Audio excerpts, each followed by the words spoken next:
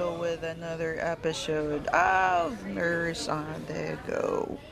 So, ang among gibisita karon kay usasad sa mga sikat nga fast food restaurant which is Master Po. So, I'm not really sure sa history nila diri sa Cebu, but I know that dugay na kayo ni sila sa Manila. And this is one of the popular nga Chinese restaurant uh, here in the Philippines as well. So, ni-visit mi sa ilang branch dito dapit sa Maria Luisa. And these are their selection of dishes. Um, you know ba yun nga Chinese food is always like our comfort food, especially for Filipinos. Kay murag duol kay ni sa atong heart ning kaning mga Chinese food. Unya ang ilaha diri is parte sa gindaghanan nilang menu. Um, and nana sila ilahang mga rice bowl, which could range from around 200 to 500 per dish. Pero we were actually expecting kanang gagmay ang ilahang dishes, no? Pero goodness gracious, purti man ding dagkuan ng ilahang mga dishes. Mura ni siya sa Manila Food Shop nga their price range is ingon ani gihapon, pero purti gyud siyang daghan na usually for a dish ang makahurot is ang estimate bisag gutom pa siguro ka mga around 2 to 3 persons per dish. So samot na sa mo nga nadagan kay mig order and then tulo ra mi kabuk, so dagan gyud na take out. So anyways, ganahan na mo diri usually for the kuan Chinese dish nga ganahan, or my personal favorite is katong sweet and sour pork. So kana gyud siya, it's either a make or break it gyud na siya sa Chinese restaurant, and they did not fail. Lami sa nang ilahag yung food din he. And so dagan kag options, they have their appetizers, makita na nimo ilahang presyo. Di sa ingon siya nga mahal, though makaingon siguro ka nga for an average person medyo mahal siya, pero if you think about it nga daghan kay mo mag-share ana niya nga dish, mahugid siya nga barato ra. So naasad sila yung selection dire sa kanang ilang veggies, chicken, beef, pork, at least ang nakadindot sa ilahang kuan. Ganahan ko silang menu kay it's really very presentable unya. Organized kay siya. So dili ka maglibog tanawa in one page ila lang ibutang dihang katong murag puro panel na tanawa puro mga ban, mga asado. They're putting it in one kanang selection niya ilang mga dessert. They also put it in one selection katong mga pork nila nga dishes. They're also doing it separately, which is very presentable actually sa menu, very friendly sa imuhang mo pili kaysa kanang magsagol-sagol lang imuhang pilian.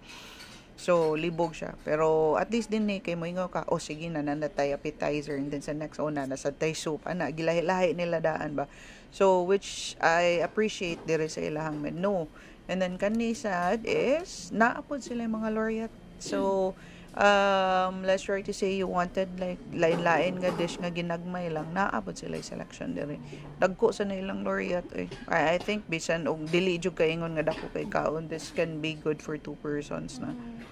And then lain-lain po siya, na siya fish, na siya pork, just the same with other restaurants as well, nga different yun ang selection nila sa laureate or sa ilahang mga bento or sa ilahang mga set meal.